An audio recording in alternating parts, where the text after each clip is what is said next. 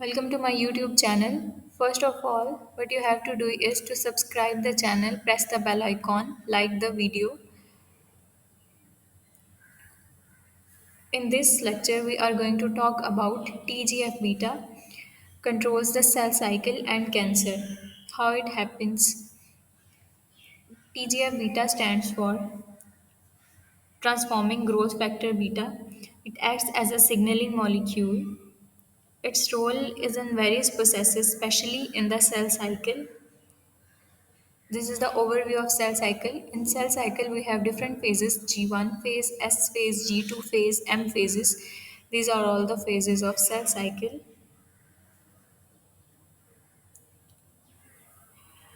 Uh, we will explain why the regulation is crucial for normal cell growth and to prevent cancer.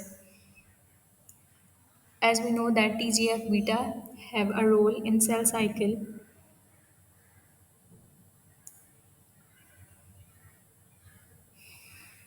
TGF beta can either promote or inhibit the cell cycle progression, depend on the cell types, but it has a role of inhibitor in many cell types.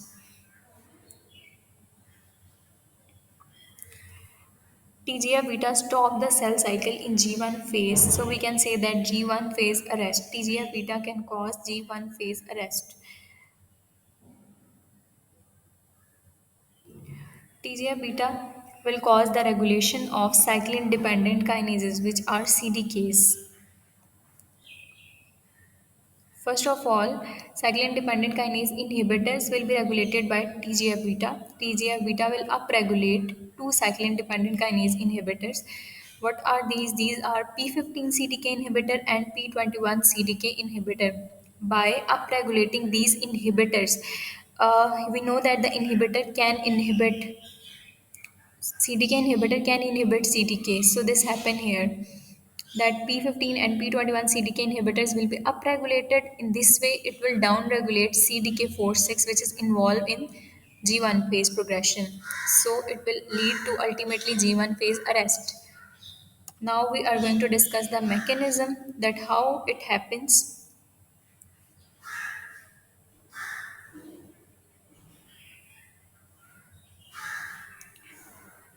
First of all, we have CDK4/6. CDK4/6 will lead to progression of cell cycle. We know that. But when there is proliferation, there is overgrowth, it can lead to cancer. So, to prevent cancer, we need to stop the cell cycle. To stop the cell cycle, we need to inhibit the CDK4/6. So, if we want to inhibit CDK4/6, we need CDK4/6 inhibitor. So, TGF beta is present. It will upregulate two CDK inhibitors, P15 CDK inhibitor and P21 CDK inhibitor. When these two CDK inhibitors are upregulated, P15 CDK inhibitor will inhibit CDK4/6, which is involved in the progression of cell cycle. In this way, we can stop cell cycle. In which phase we stop the cell cycle? We stop the cell cycle in G1 phase. Ultimately, we can prevent cancer in this way. So, what we have discussed in our lecture, initially we discussed that there are different phases of cell cycle: G1 phase, S phase, G2 phase, M phase. Then we discussed that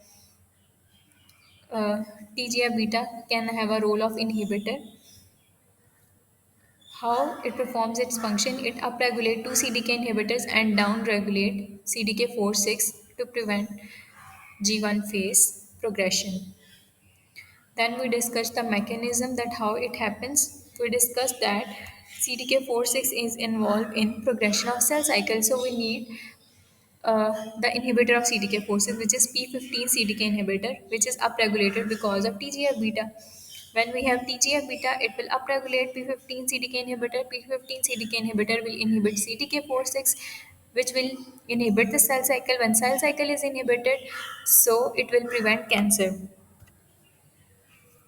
Also, I want to tell you that as a result of any physiological stress, there would be genome damage. When cell cycle will stop, cell will utilize this time to repair the genome damage. When the damage is repaired, the block can be relieved. So cell cycle will normally start after the damage is repaired, and the in this way we can prevent cancer.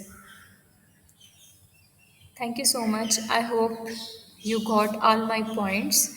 If you like the video, please subscribe the channel, like it, and press the bell icon to get more updates. Thank you.